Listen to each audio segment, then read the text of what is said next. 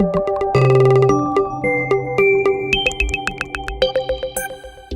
love this story in Class 1 and it's called The Smartest Giant in Town. George was a giant, the scruffiest giant in town. He always wore the same old brown sandals and the same old patched up gown. "I wish I wasn't the scruffiest giant in town," he said sadly. But one day George noticed a new shop. It was full of smart clothes. So he bought a smart shirt, a smart pair of trousers, a smart belt, a smart stripy tie, some smart socks with diamonds up the sides, and a pair of shiny smart shoes. "Now I'm the smartest giant in town," he said proudly. George left his old clothes behind the shop. He was about to go home when he heard a sound. On the pavement stood a giraffe who was sniffing sadly.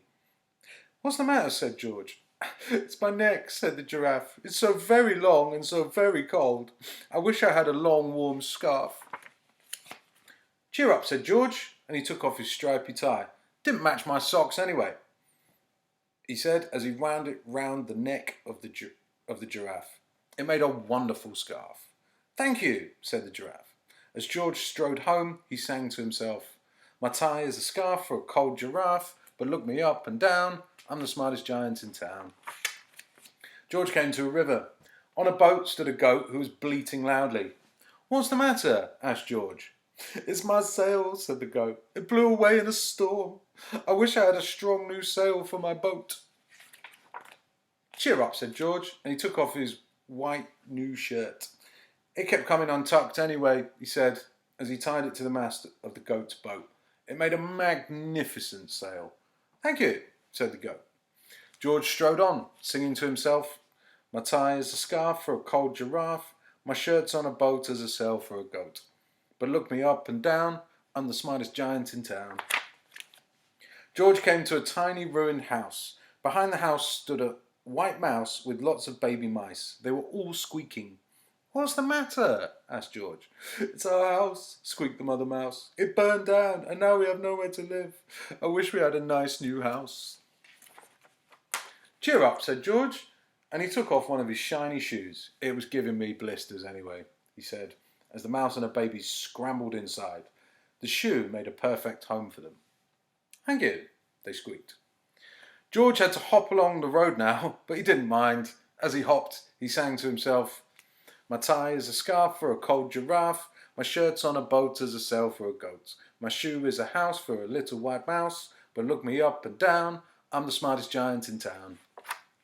George came to a campsite. Beside a tent stood a fox who was crying. "What's the matter?" asked George. "It's my sleeping bag," said the fox. "I dropped it in a puddle. I wish I had a warm, dry sleeping bag." "Cheer up," said George, and he took off one of his socks with diamonds up the sides. "It was tickling my toes anyway," he said, as the fox snuggled into it. It made a very fine sleeping bag. "Thank you kindly," said the fox. George hopped on, singing to himself, "My tie is a scarf for a cold giraffe, my shirt's on a boat as a sail for a goat. My shoe is a house for a little white mouse, one of my socks is a bed for a fox. But look me up and down, I'm the smartest giant in town." George came to a big squelchy bog. Beside the bog stood a dog who was howling. "What's the matter?" asked George. "It's this bog," said the dog. "I need to get across, but I keep getting stuck in the mud. I wish there was a safe, dry path." "Cheer up," said George, and he took off his smart new belt. "It was squashing my tummy anyway," he said as he laid it down over the bog. It made an excellent path. "Thank you very much," said the dog. The wind started to blow, but George didn't mind. He hopped on, singing to himself, "My tie is a scarf for a cold giraffe, my shirt's on a boat as a sail for a goat. My shoe is a house for a little white mouse, one of my socks is a bed for a fox. My belt helped a dog who was crossing a bog, but my trousers are falling down. I'm the coldest giant in town." Suddenly, George felt sad and shivery and not all that smart. He stood on one foot and thought, "I'll have to go back to the shop and buy some more clothes," he decided. He turned around and hopped all the way back to the shop. But when he got there, it was closed. "Oh no," said George. He sank down onto the doorstep and a tear ran down his nose. He felt as sad as all the animals he had met on his way home. Then out the corner of his eye, he saw a bag with something familiar poking out the top. George took a closer look. "My gown!" he yelled. "My dear old gown and sandals!" George put them on. They felt wonderfully comfortable. "I'm the cosiest giant in town," he cried, and he danced back home along the road. Outside his front door stood all the animals he had helped. They were carrying an enormous present. "Come on, George," they said. "Open it." George untied the ribbon. Inside was a beautiful gold paper crown and a card. "Look inside the card, George," said the animals. George put the crown on his head and opened the card. Inside it said, "Your tie is a scarf for a cold giraffe. Your shirt's on a boat as a sail for a goat.